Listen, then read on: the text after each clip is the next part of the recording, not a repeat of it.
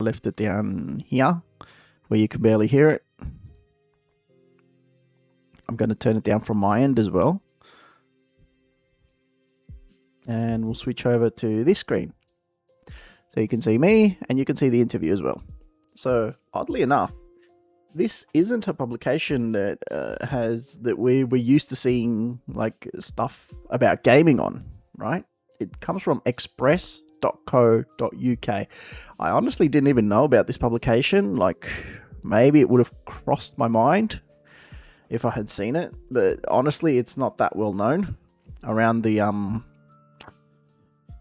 not just the gaming industry, like just within the media industry, much less the gaming industry, right? I haven't really heard of express.co.uk because, you know, when you're talking about the UK, you usually think of BBC, of course, then you think of Sky, you think of, and that's not to say it's a good thing. It's an unfortunate thing because these are what we call the mainstream media, and they're the ones that have sort of like enshrined themselves onto the consciousness of the public. So like in each country we have this big publication, and that's essentially the one we trust, right? That's essentially the one that has the public trust, but that shouldn't really happen for a number of reasons. Like there's, and especially as time moves forward, we have more and more reasons why we shouldn't really trust these public media outlets, and it's better to trust independent organizations.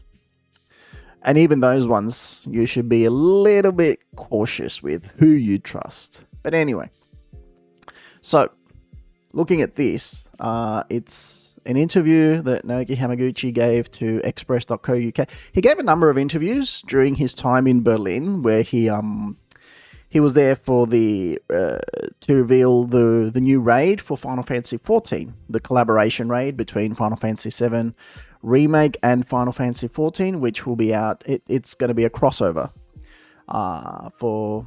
Essentially, it's going to be for Evercold, the new expansion of Final Fantasy XIV, but it's going to be like an in-game advert, an in-game promotion for the third and final part of the Final Fantasy VII Remake series, and also the 30th anniversary of Final Fantasy VII. So next year, for those of you who don't know, it's going to be 30 years since the release of Final Fantasy VII, the original, in Japan. Anyway, so yeah, he sat down with Joshua Boyles, and it just dawned to me that I forgot to provide a link for an interview that I saw in a previous live stream. But anyway, so we're going to check this one out. We're going to see what he says, because he says quite a few interesting things about Final Fantasy VII Remake. He talks about the collaboration, but let's read it. And as always, we'll comment on what he says during the interview. All right, let's dive in. Final Fantasy VII Revelation Director Naoki Hamaguchi on continuity and fan expectations. We sat down with the esteemed Final Fantasy VII Revelation Director to discuss all things continuity, fan feedback, and MMO crossovers. So it even tells you when this was published and when it was updated. So essentially this was, I don't know if this was my time or if this was UK time, but anyway, this came out yesterday. In spring 2027, Square Enix is set to launch its third and final chapter in the Final Fantasy VII Remake series, Revelation. It's a trilogy of games that have been in the works for over a decade, painstakingly rebuilding the beloved 1997 classic from the ground up, all in the name of retelling the timeless story with new technology and gameplay innovations. Leading the charge of Final Fantasy Revelations development, VII Revelations development, is Naoki Hamaguchi, the game's director. He joined Square Enix as a programmer in the mid-2000s, cutting his teeth on earlier titles in the Final Fantasy series. He started off with Final Fantasy XII, I think, as we saw during the recent Naoki's room in Berlin. I have not once thought about retiring, says Final Fantasy XIV director. Cool. Before long, Hamaguchi worked his way up the company, eventually becoming credited as co-director on 2019's Final Fantasy VII Remake, alongside Yoshinori Kitase, and taking on full directional responsibility for 2023's Rebirth. That game went on to win 40 Game of the Year awards and countless more nominations worldwide. It should have been Game of the Year. Anyway, we're not going into that. Over the weekend, Hamaguchi travelled to Berlin and appeared on stage alongside fellow Final Fantasy Director Naoki Yoshida as Final Fantasy XIV FanFest. Together, the two of them announced a collaboration that fans of the hit MMO Final Fantasy XIV have been waiting for years. Final Fantasy VII themed raids are coming as part of its new Evercold expansion next year. With development of Final Fantasy VII Revelation in its final stages, I spent half an hour chatting to Hamaguchi about the differences between developing an MMO versus an open world RPG. Well, he's not actually developing the MMO, but anyway. Continuity between all three games in the remake series, as well as how he approaches fan feedback on a project that's sure to attract its naysayers no matter which direction he takes it. Express Online. Welcome to Berlin. I want to ask you loads of questions about that revelation, but obviously you're here to announce the collaboration between FF7 and FF14. So, what was your initial reaction when Yoshida approached you for that collaboration? Hamaguchi. The starting point was when we were having conversations internally about the release dates of both Evercold and Revelation, and the release windows are quite close together. So the idea was that instead of just keeping them completely separate, why don't we do something together to really energize the Final Fantasy franchise as a whole? And I think, both teams are really on board with that, really passionate about this.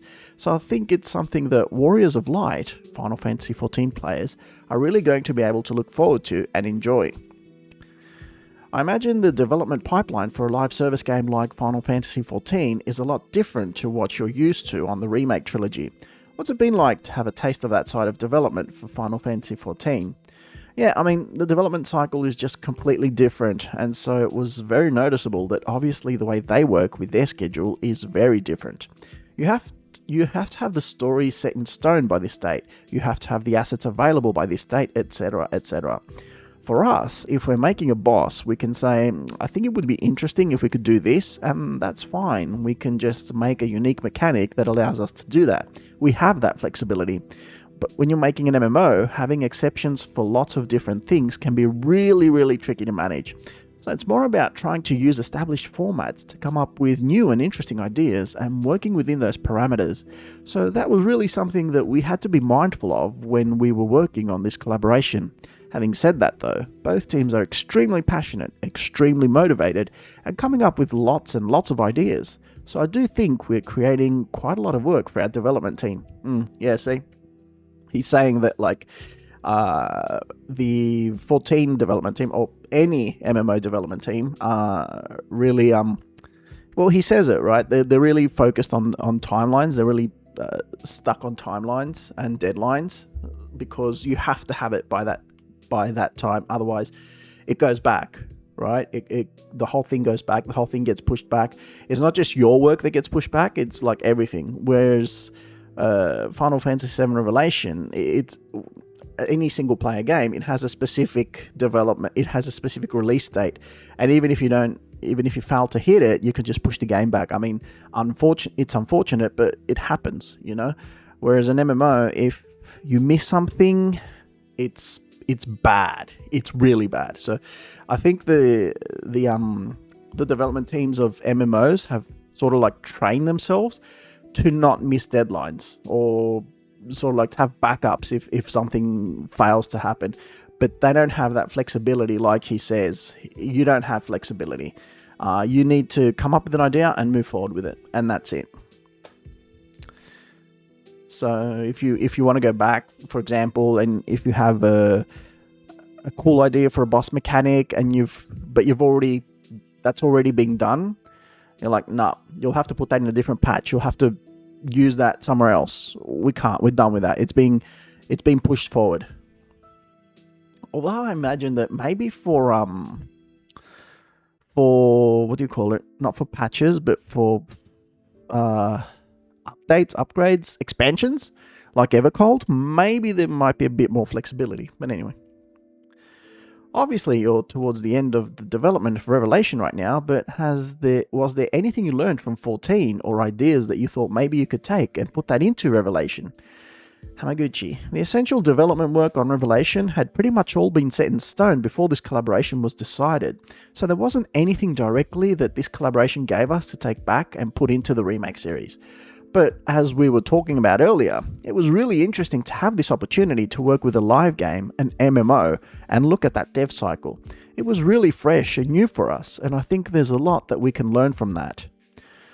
Yeah, I mean, once you have everything set out, you're not going to go back and like say, oh, hey, look, I was inspired by 14. Let's erase everything and go back and put that in. You're not going to do that. And also it's cool that, they did their own thing.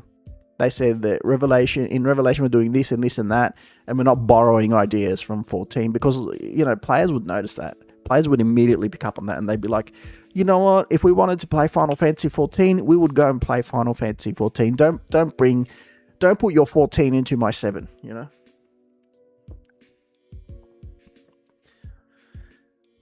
Express Online. Turning to the remake trilogy, these games have been in development for over a decade now, since the first official reveal back in 2015. When you first started development on Remake, were you already thinking about the sort of gameplay mechanics that would appear in Revelations, or is that something that evolved over time as you got to create these games? Hamaguchi. When I joined the Final Fantasy VII Remake team, it was when there had been quite a big shift in terms of the internal team to allow development to proceed more smoothly. At the time, the most important thing for me to do was just to essentially plan and define what it was that we wanted to do, because then the next step would be to really get into development and start producing all of that. I didn't have the capacity to think about Rebirth or Revelation or where it was all going or what the end was going to be. The first thing and most important thing was just for me to define the Final Fantasy VII Remake that fans would want. So yeah, I didn't think much beyond that. As we approached the end of Remake's development, so about half a year or a year before then, I did start to think about Rebirth. We had a few ideas about what we wanted at that point in time, like a world map that you could explore freely. Around the time that Remake launched, Nojima-san actually provided an outline of the plot. So for Rebirth, we had ideas of what we wanted in terms of game design and plot around the time that Remake was launching. We did of course have DLC in between, but that all went quite smoothly and we were able to transition into the second game quite well. Yeah, so he says, and I think we already knew that they were already planning the second game way before the first one was released. And I think they're doing that. They did that with the third game as well. They're like, okay, you can have Rebirth, but the third game is already way into development. It's deep into development. We're not mucking around because we want to get these games out to you as quickly as possible. And you've got to respect that sort of mentality in order to respect people's people's time and how the fan base, how they understand that the fan base, that they want to get their hands on these games as quickly as possible, and they're doing literally whatever they can to, they're not sacrificing the quality of the games, but on the other hand, they understand that we want to play them. We don't want to play. We don't want to wait 10 years to play a whole trilogy, although ultimately that's what happened. But I think it was due to COVID as well. If COVID hadn't happened, it wouldn't have taken that long. It may have taken way less, maybe 2015 would have been the announcement. I think we would have had the whole thing by 2024, literally the whole thing. And then there were other issues like CyberConnect came into it and all that. Express Online. Final Fantasy VII is a game that is beloved by so many. I personally know quite a lot of people that have been waiting for Revelation to come out and then to play all three in one big go. Have you thought about what the experience is going to be like for people who play Remake, Rebirth and Revelation back to back? Hamaguchi, yeah, we do think about that. So, for example, if Remake, Rebirth and Revelation were all exactly the same gameplay experience, I think the player would get a bit tired of that. So one of my goals is for the gameplay experience between Remake, Rebirth and Revelation to change and evolve. One of the things that I really wanted to have as part of the gameplay experience is for the player's perspective to get higher and higher. So for example, in Remake you had this really tight story-driven experience in Midgar, and one of our goals for Rebirth was to allow players to experience that sense of scale in Final Fantasy VII by having this world map, which is really, really expansive on a 2D plane. So with Revelation, instead of that 2D exploration, you also have the addition of height, with the ability to explore with a high wind, to jump out in parachutes, and even to fly on your chocobo. This is an extra dimension that we've added to exploration of the world map to make sure that it doesn't just feel the same and is really delivering that new and fresh gameplay experience. That's cool. That's really cool. And it's actually getting me excited to play the game. I have heard of this before, like we have seen even images and videos of the high wind. We haven't seen much of the chocobo just yet, but we probably will in the days and months to come. But it really shows you the care and attention that they've put into it. Like, you know, Remake was one dimension. You just went in a straight line, like in Final Fantasy XIII. Rebirth was 2 dimension, and now Revelation is going to be 3 dimensions. So, yeah, it's awesome how they're planning this all out and how they're doing this. Like, yeah, you're going to be able to fly. Like, it's not just the ground; it's also the sky. You're going to be able to. The sky is literally the limit in Final Fantasy VII Revelation. And it's interesting because I think it sort of like ties into how the original game did it as well. Like after the whole thing with in the Northern Crater happens and meteor starts coming down, it sort of like scales out from there. It becomes a different game from there. I don't know. That's how I remember it. Like you get access to the high wind, and then the rest of the world becomes accessible, and it becomes accessible through the air because you travel by foot to the Northern Crater, Mount Gaia, and the Northern Crater. So before that, you don't really have access to anything that, like any sort of plane or anything. Yes, you do have the tiny Bronco, but even that is on the water. It's not in the sky. But it's after that. So it's interesting how it all ties together, right? It's after the events at the Northern Crater in Junon that you get the high wind, and then you can explore everything like through the sky. So it's interesting how it ties in together with the original. It's interesting how it's all worked out like that. That leads into my next question, I guess. The last third of Final Fantasy VII sees players return to some of the same locations that we saw in Rebirth. What sort of design changes did you consider for these locations to make them still feel fresh in Revelation? Hamaguchi. So first, this connects back to what I was saying. If you take the grasslands as an example, they were big, expansive, but relatively flat. That was one kind of exploration you had in the previous game, the previous time you visited there. In Revelation, you have the chocobo that will allow you to fly, to go to new places, and just have a really different sense of the area. But of course, exploring exactly the same place is a little boring. At quite an early point in the story of Revelation, the black materia takes effect and meteor appears in the sky, and this causes the ground and the earth to change. So there will be changes to terrain in some of these previous places. Okay. Anyway, that doesn't really make sense because it's not consistent with the original. Like, yes, meteor gets summoned, but nothing really happens to the ground. It's just a big rock hovering over you. Anyway. Of course, there will be similar quests that you can undertake as a mercenary, as in previous games. People are obviously a little bit uneasy with the weapons, with meteor in the sky, so there will be lots of things in quests that you can do to help them and resolve those issues. So I think there's 3 points there. The terrain will be different, there will be new ways of exploring the area, and there'll also be a lot of new content. Hopefully, I think that should give it a completely different feel to what you were able to explore in Rebirth. Express Online. I wanted to ask about fan reactions. How closely do you follow the reception to each release? Is there any community feedback that you sought to implement in Revelation? Hamaguchi. I mean, I'm kind of busy with development, so I don't sit there on social media or Reddit all day. But I do want to know what people think of the works that I've created, so I do check it regularly, and I have 2 ways that I think about it. One of those, for example, is expectations of what people are looking forward to, and I know that for this time, that's going to be the ending, the conclusion of the storyline and the world. That is fodder for a lot of discussion. But this goes for RPGs, for books, and for films. I think story-driven media isn't the kind of thing that you do by committee. You don't put it out there and see the fan opinions and change things and tweak it. It's about that creative driving force behind the initial storyline.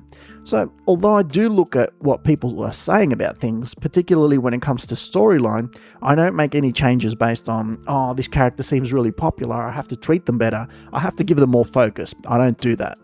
But I think it's the complete opposite in terms of gameplay and how approachable people find it in terms of how you want people to play and your overall vision. That is the same, I think, as a creative decision. When it comes to how people are able to engage with that, whether they find it hard to approach what the user experience is like, then I think that's something that you can really improve on by listening to fans and to players. When I have those conversations, I'm always thinking about how I can balance things better, how I can evolve things further. For example, I have seen that there were a lot of comments on minigames after Rebirth came out. I didn't necessarily think that the answer was just to have fewer minigames in Revelation. The question is how we make them more engaging, more fun, and less frustrating. So that is something that we've been looking at balancing, tweaking, and adjusting as well. What we've done with minigames in Revelation, for example, is for some of them we've added difficulty levels so that you're able to adjust it. For others, we've also added the ability to say, skip the minigame entirely if it's one that doesn't particularly work for you. One of the things that I think wasn't particularly balanced that well in Rebirth with the minigames was that some of the rewards actually helped in battle and in combat. So there were people who were like, well, I don't want to play the minigame, I don't enjoy it, but I want that reward. And they were having to force themselves to do it. So one of the ways that we've alleviated that in Revelation is to have the rewards be either something that's relevant to the minigame itself or to be more like a cosmetic. Either way, it's not tied to battle. I really learned a lot from that player feedback on Rebirth, and I'm really looking forward to seeing what people say about Revelation. Okay, so this is the meaty part of the interview, and we'll talk about it. So first of all, of course, it's good that he doesn't spend all his time on social media. The man would go insane. He would literally lose his mind. I think that there might actually be someone within his team that looks at social media and gives him the messages that he actually wants to hear, or gives him the feedback that he wants. Because if it was just him looking at social media all the time, he'd start banging his head against the wall, trust me. Because the stuff that we see through the Final Fantasy VII community, it's literally insane, and on a daily basis, right? All the time. Like, I see it as well, and I'm like, what are these people thinking? Like, what is wrong with them? So anyway, the second part that you have to note about this response is that he doesn't change the story. He's not going to change the story for anything, for anyone, no matter what you say, no matter what you do to try to coerce him, to try to change it, to try to get him to sort of make it more appealing to you or to your favorite character or to your it's not nothing's going to work. So because he says that the story's set in stone, right? That we've made our decisions about the story. I don't know if it's going to be fixed. I personally don't know if it's going to be fixed on the original FF7. And that's the fun of it, right? Like, that's half the fun of it. Like, I know that some Resident Evil games, some Resident Evil remakes have been really successful because they're literally one-on-one remakes.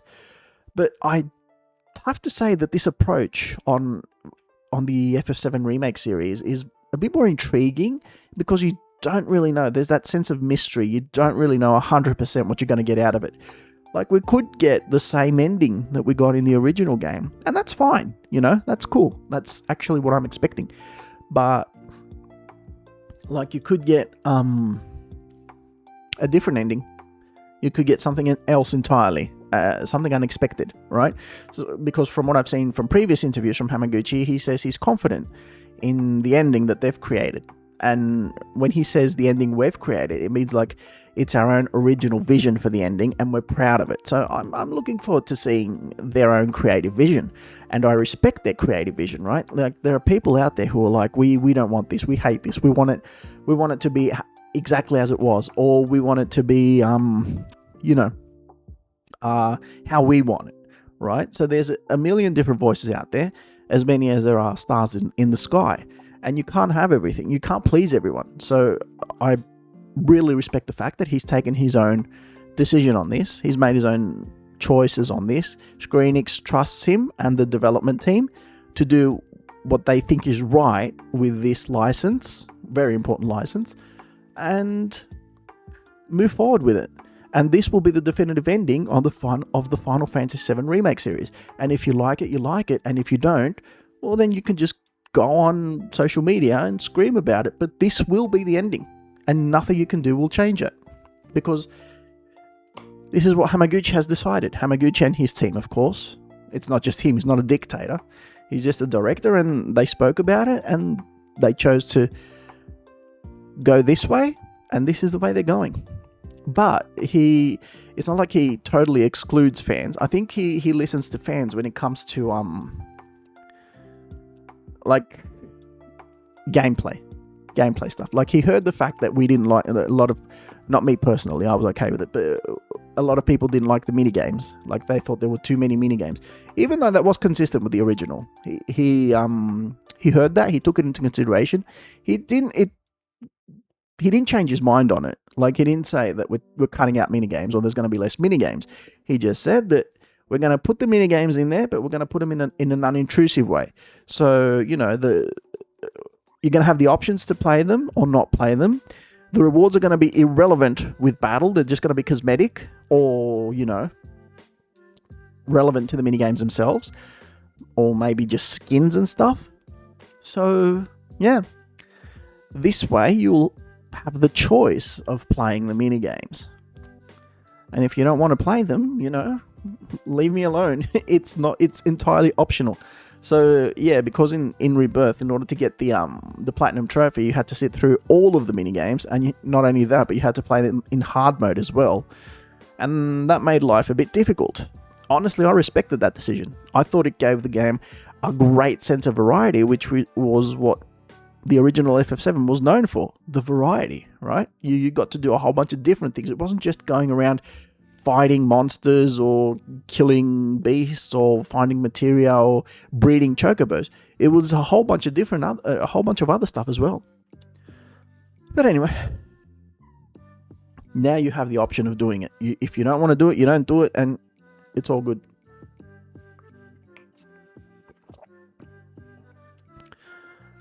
And yeah, so in this way, he can show that, you know, I've listened to player feedback. I respect what people say to an extent. And you can have your cake and eat it too, but at the end of the day, this is the story of Final Fantasy VII Remake as a whole. Take it or leave it. What's next? Express Online. You could spend well over 100 hours playing Rebirth if you wanted to do absolutely everything it had to see. Is playtime something that you think about when developing these games? Hamaguchi.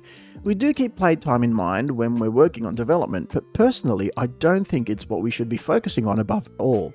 When it comes to an open world game, I think it's about the level of freedom that you have and the choices you can make.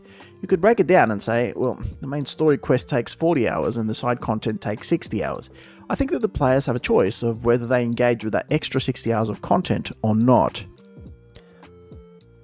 I think for games these days, it's really important to think about what players are choosing to do. When you think about how many people have purchased the game, how many of those are going for 100 plus hours and getting a full completion rate? The answer is, it's actually probably very few of them. So one thing that we're being really careful of in Revelation as compared to Rebirth, say in Rebirth you had a 40% main story, 60% side content, we were careful to say it's up to you whether you want to engage with this. As I mentioned earlier, because we have those battle-related rewards in there, and also because there were certain trophies tied to completing everything like that, even though we were telling people that they could choose whether to engage with it or not, people did feel like they had to do everything before moving on in Rebirth. So in terms of content, Revelation probably has the same amount of content as Rebirth, or because there are some branching paths, maybe even more in terms of variation that players can experience. We've made it so that the rewards for the side content matches the content itself. So if you just want to go through and do your combat, you can focus purely on that. If you're like, I love Queen's Blood and I want to do everything there is to do with Queen's Blood, you can do that. If you're like, I love everything about the Final Fantasy VII Remake series, please go out, please do everything. But it's easier for people to choose and to not feel like they're forced down one path or another. Additionally, trophies have been balanced to be at a slightly easier level than they were in Rebirth. Yeah. So this is like him saying that, we've heard your complaints, we've taken it all into consideration, you can do what you want. Honestly, but this is him saying that like you weren't obligated to do any of that content in Rebirth, right? It was there for fun. It was there for your own entertainment. No one forced you to do it.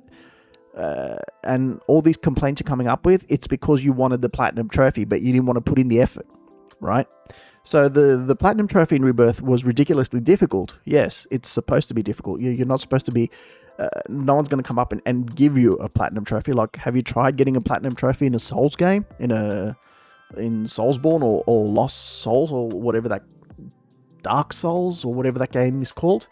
But it might seem easier because there's no mini games, right? You just have to go on fighting monsters all the time.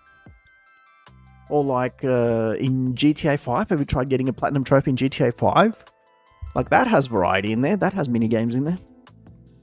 But he's saying here that, look, we're making double sure in Revelation, we're addressing these issues once again, and we're making double sure that you can focus on what you want. You can focus on battle, you can focus on the main story, you can focus on Queen's Blood, you can focus on any other minigame you want to do, or exploration.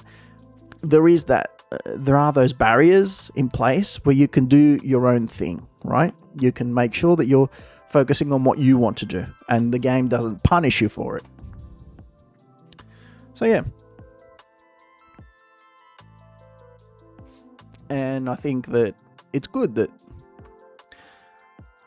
they've addressed those issues, because a lot of people come back and they I think a lot of people find things to nitpick on, like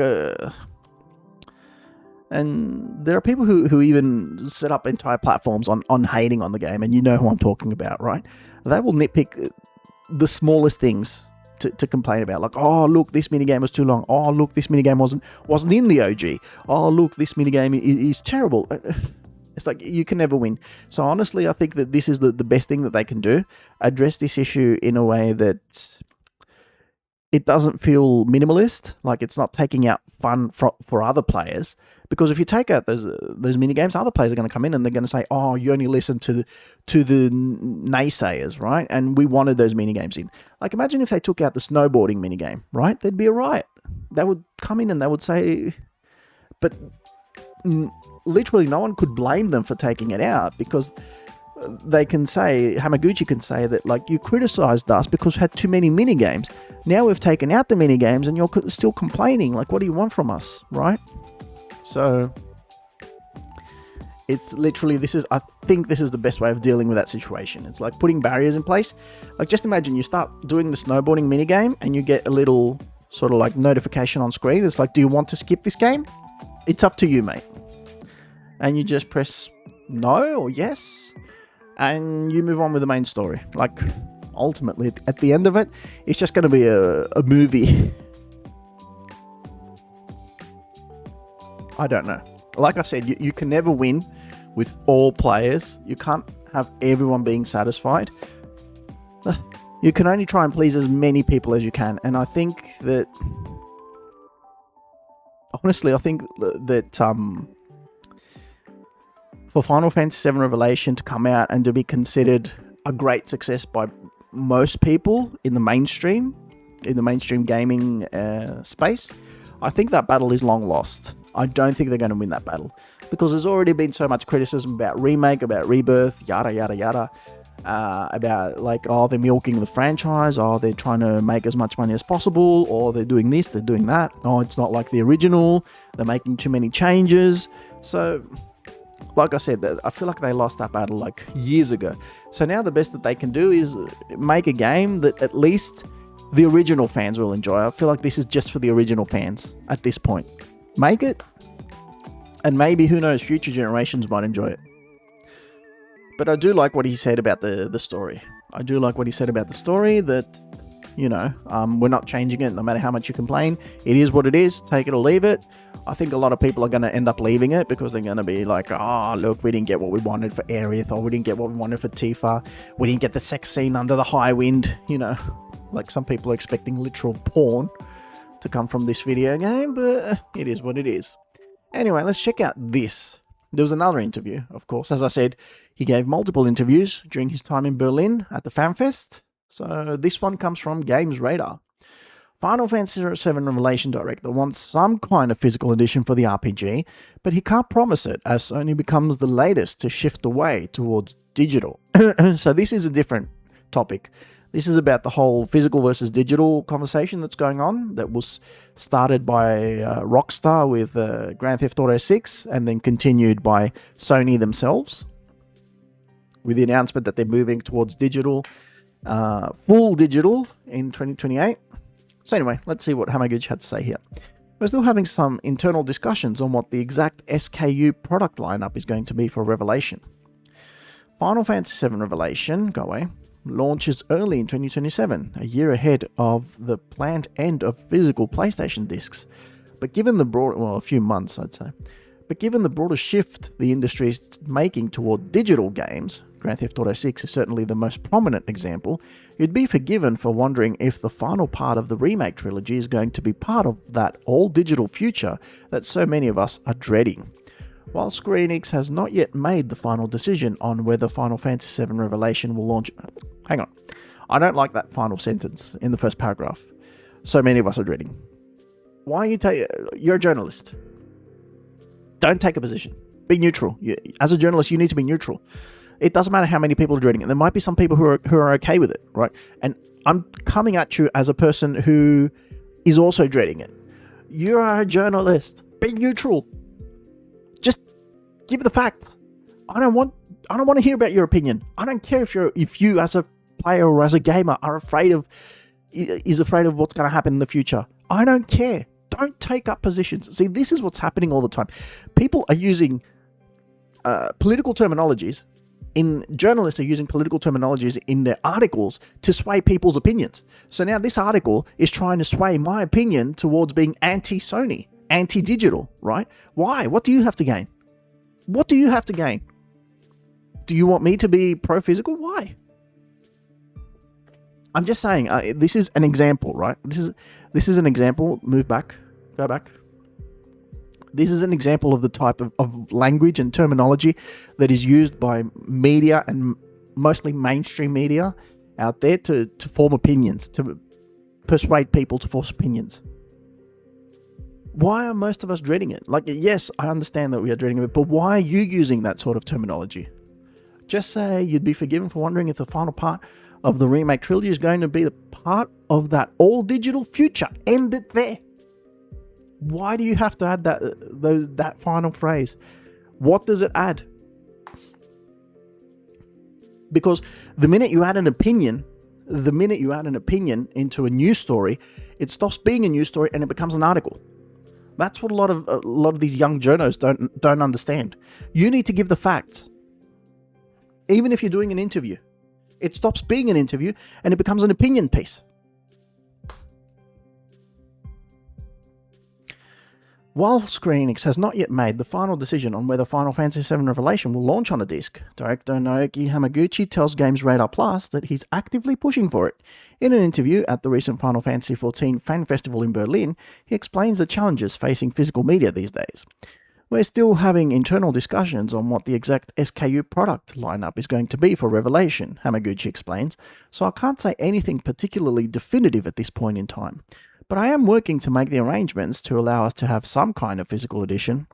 That's the most concrete bit of the answer, but Hamaguchi also offered some of his philosophy on physical media during our interview. I do feel, as a developer and as a fan, that the general trend is for things to shift away from physical towards downloadable games, he says.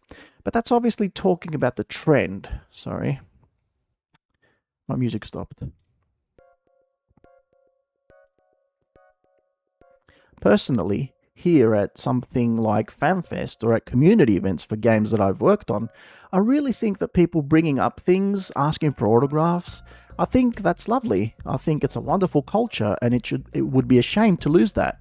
I want that to remain. For his part, Hamaguchi believes that even if we lose proper game discs, he feels like there will always be some kind of physical or packaged edition.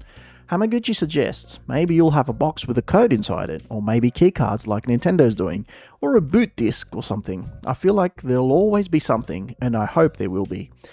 The Final Fantasy VII Remake series, of course, harkens back to the PS1 era, where the idea of a game coming on not just one disc but several felt like an indicator of an epic adventure. Final Fantasy VII Remake itself came on multiple discs when it launched on PS4, just as Rebirth did on its PS5 launch. While many publishers are content to offer discs with basic installers for media games, forcing you to download the rest online, the FF7 Remake trilogy has so far gone above and beyond to give disc fans a premium experience. Obviously, say, if you're talking to Nintendo, there's considerations about the storage limits on keycards and things like that, and then other platforms about how much you can put onto a disc, Hamaguchi explains. Each platform and first party have their own specific rules and regulations that we need to take into account and think about what format is actually going to be the best for the game. These are the discussions that we're having at this point in time.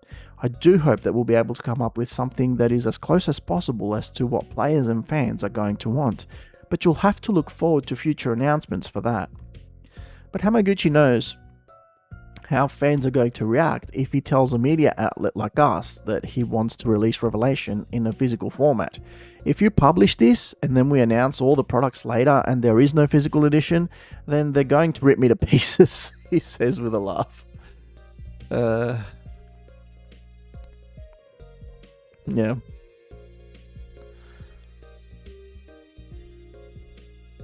Well, you did publish it, didn't you? Yeah, I mean, he tries to take sort of an approach that isn't too much on one way or another, and I respect that. I respect the fact that he's not, because if he says that I hate the fact that we're going to an all digital future, and then he releases this game on a digital version, then you'll probably take this and use it against him, right? Or even Square Enix might, the shareholders might tell him, why did you say that? We're releasing the last game in a digital format. We're not. So he has to be very careful and very diplomatic in his approach. I get it. And, it's a good thing that I haven't seen anyone take this and attack him with it. He's a generally very well-liked person in the community. He hasn't said anything, and he's very careful with what he says or how he goes about, what he does or what he says. He hasn't made anyone mad yet. I remember previous directors like Motomi Toriyama or who else? Even Tetsuya Nomura, or there were a lot of Hajime Tabata. They made a lot of people angry, viciously angry. And if you even mention their names in a forum or something like that, you'd get attacked. But Naoki Hamaguchi is well liked by everyone. Even if people don't like the games, they're okay with him, and that's a good thing. He's built that relationship with people because he makes the effort. He'll talk to people, he'll be approachable, he'll be open, and that's something that not many developers in Square Enix have done. To make the effort to build a connection with the fan base. So yeah, Yoshida has done that, and Hamaguchi has done that as well, and that's why.